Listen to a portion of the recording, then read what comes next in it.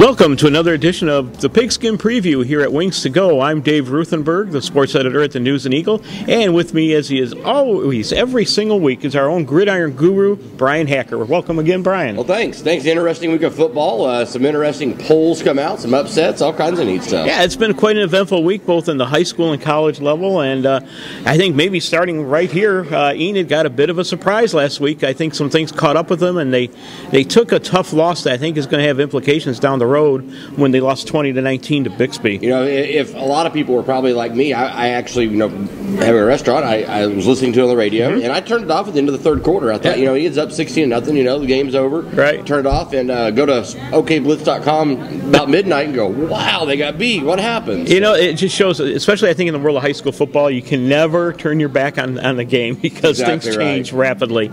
And all week long, Coach Parker kind of preached about, we keep putting ourselves in a position where we're going to get ourselves in trouble. We can't continue to do this against the better teams. And it did catch up with them. A very, very tough loss.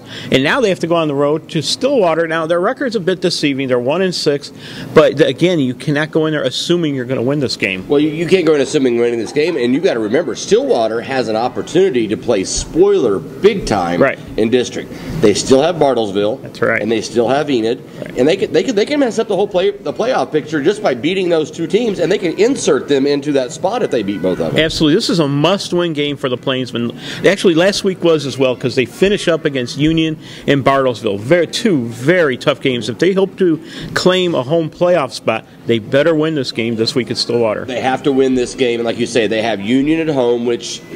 Union's Union. I mean, everybody knows Union. They're a semi-college team. That's right. And then you've got Bartlesville on the road, and Bartlesville's playing some smash-mouth football right now. So you're not going to have anything. You're going to have to go in as Enid, and you're going to have to stop the pass. And what I see is Stillwater Pioneers are going to pass the ball, and you're going to have to really stop that pass. Big game on Thursday this week, so we'll see what happens with the Plainsmen.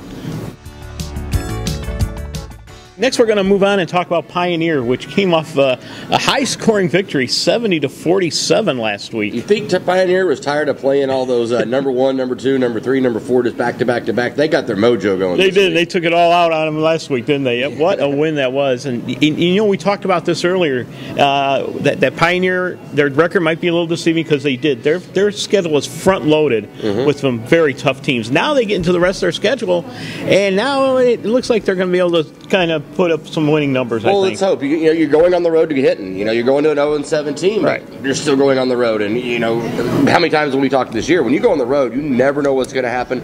Going to Hinton, go play some big boy football like you did last week, and 6 touchdowns for the quarterback, I believe. Unbelievable. Yeah, this Hinton squad lost to Snyder 36-0. So this is definitely an opportunity for Pioneer, and it'd be nice to be able to talk about them getting on a winning streak, wouldn't it? And we knew this was coming. We really did. We knew that once they got past that tough stretch, they were going to have an opportunity, and they are back-ended.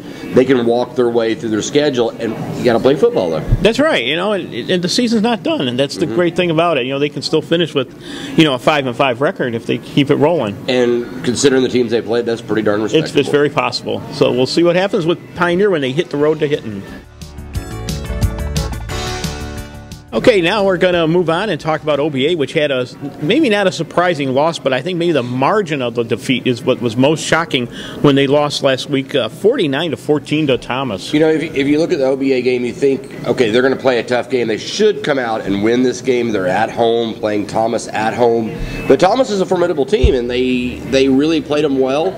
Thomas came and took it to OBA. And now OBA is behind the 8 ball. They've lost to Beaver, and they've lost to Thomas, the number 6 and 7 teams in the state. They've lost to some good teams, but they've hurt themselves in the district, and they have they're outside looking in on the playoffs. Yeah, they really are. And it's funny, 4 weeks into the season, you didn't foresee this one coming at all. They looked like they were going to steamroll right back into the playoff situation again. Losing these games, like we mentioned, is one thing, but losing at home by 35 points, I think it's got to be troubling. And they're going to be facing a very tough Turpin team, which is sitting there at 5-2. Last week, they defeated Texoma 27-21 at Texoma. So that says quite a bit to me. Well, yeah, you got to think that OBA. This is where you see how well the coaching is going, where the dedication to the boys are. they're on the outside looking in, and if they don't win this game, the season's over in essence of no playoff hopes. But at the same time, you can still work your way in there, hoping somebody gets upset, hoping somebody gets beat, just as you've been. So you got to come out, you got to play football, you got to play OBA football, and you got to score, and you got to go come home with the victory. That's right. Now this Turpin team has lost to the common opponents. I always look at that, and they've lost to Thomas 38-7, and they lost to Beaver 34-0. So both of these squads got wiped out by those two. So I think this is pretty much a toss-up, and maybe the edge might go to Turpin because they're at home. Right, and I believe Thomas had two guys last week. They both scored 2 touchdowns each, too. So they've got quite a bit of scoring capabilities. That's right. It should be an interesting game. We'll see if OBA can get back on the winning track. We're going to talk a little bit 8-man ball, I think, at this point. How about that? If the 8-man teams are really kind of stepping up again, as they do, and they certainly provide interesting and entertaining football. Well, when you think 8-man football in Northwest Oklahoma in the last few years, you've thought Garber, but Garber isn't the team this year. It's Kremlin Hillsdale, it's Concrete Hunter, it's Deer Creek-Lamont, it's Timberlake, it's all the teams that sometimes are falling behind Garber. That's right, and one of those surprise teams I think is Cherokee. It's 7-0. Again, a season nobody saw coming. This is a team that hasn't had any success in a long, long time, and they're taking on Pond Creek Hunter, which is 6-1 at Pond Creek Hunter. Going to be a great game. Last week, Cherokee defeated Ringwood 50-6. They're outscoring their opponents by an average margin of 46-9. And Pond Creek Hunter's only loss was to Laverne, 40-22. So two formidable 8-man teams. You're going up to Pond Creek Hunter. If Cody Coates is playing, Pond Creek Hunter plays a lot better. They have a lot better opportunity to play. But Cherokee 7-0. You got to come in. You got to play some smash mouth, and that's where my heart's at. I never saw 8-man football until I moved up here. Man, I absolutely love it. That is a great time. Get up to Pond Creek Hunter, and whether you're Cherokee or Pond Creek, and support those two teams because that's going to be a great, great game. In the same category as Timberlake and DCLA. You got Timberlake 6-1, DCLA 7-0, number 1 in Class C. Timberlake's only loss was that 42-40 heartbreaker at home to Covington Douglas, another pretty darn good football team. So real good. And DCLA has been the class of 8-man football this year. They are the bench setters. Covington Douglas is doing very well too. But I see Timberlake. If this was at Timberlake, I would give Timberlake the edge 100%. I think Timberlake beats DCLA at Timberlake. I'm still going to say they beat DCLA this week. Yeah, that's going to be interesting. If they upset the number 1 team, that's your call, huh? Yeah, I think they're going to. Hey, get out there, folks, and enjoy it because this is some great football. If you're outside the area, these are 2 great games to go and check out. Timberlake DCLA, another grudge match that's going to go a long way to deciding a state playoff. It's going to decide a lot for the playoffs, and it's going to be a great time. Get out on Friday night, go watch some high school football. All right, we're going to move into the college ranks now. Maybe we'll start with Oklahoma, who is, in my opinion, surprisingly, number 1 in the BCS poll that just came out. I think that shows, I don't know, to me that shows a lack of credibility on the BCS poll. Well, I think you look at it too. See, when we talked at the beginning of the season, we did our first preview show. We predicted I predicted OU to be in the national championship game. I think we could look back. So that's not the surprise, but OU hasn't played. They played some tough teams. They beat Florida State. They've gone to Cincinnati and played. Other than that, they really haven't had a really strong schedule. Not saying they're not good. Not saying anything. I think Oregon, better opportunity. Boise State's Boise State. TCU is TCU. But OU, they have a chance to write their own path now, but there's also that curse of number 1 the last couple of weeks. That's true. The last couple of weeks, number 1's gone down, and they don't have an easy matchup this week on the road at number 11, Missouri, which pretty well took it to Texas A&M. They played Texas A&M strong at A&M, and then Missouri's got a defense. That's the one thing that OU hasn't faced is a real tough defense. And Landry Jones is going to have to bring his A game. He's not going to be able to be that sometimes good, sometimes bad Landry Jones. He's going to have to be there and be strong if OU's going to go to Missouri and win this game. Yeah, it's going to be a tough one. You mentioned Missouri's scoring defense. They're number 2 in the nation, allowing 10.8 points a game. But will they shut down DeMarco Murray? I think that's the big question. That's the big question. Can they slow down DeMarco Murray? At least OU has a 2-pronged or 3-pronged attack. They have the opportunity to score. can their defense hold Missouri down? Because Missouri has been putting some points on the board. But I'll tell you what, 7 o'clock Saturday night, it's going to be an opportunity. It's a road game. It's on national TV. Right. Whether you're hanging out watching the UFC or hanging out watching OU, Wings to Go does deliver. Very good. Another team, Oklahoma State, the Cowboys are having a really nice season. They're undefeated as well.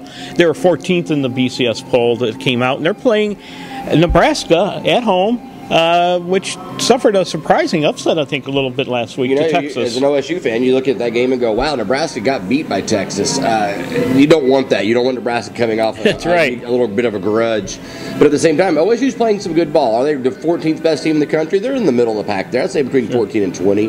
They've got to come out and they've got to play like they did against Texas Tech. They really shocked me with Tech. I really did not think OSU was going to win that game. They really did a nice job. And the combination of Whedon and Blackman, the receiver, I think is really showing a lot of – they've been catching fire, I guess is the best way to put it. And if they can do that against Nebraska, they're going to be okay. Right. Kendall Hunter's going to have a big game, though. You're going to have – you can't go one-dimensional. You're going to have to go give the other dimension.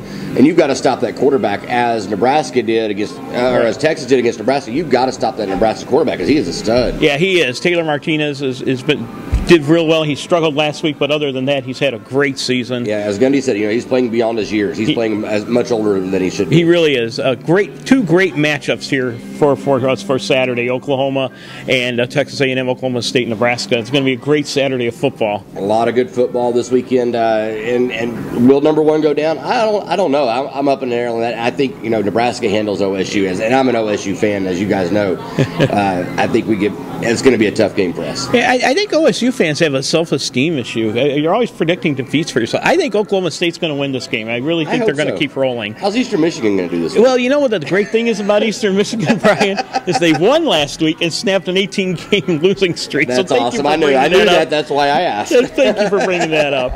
And Tulsa's off this week. They play the following week against Notre Dame, so that'll be interesting, huh? High-flying scoring affair up at Big Bend.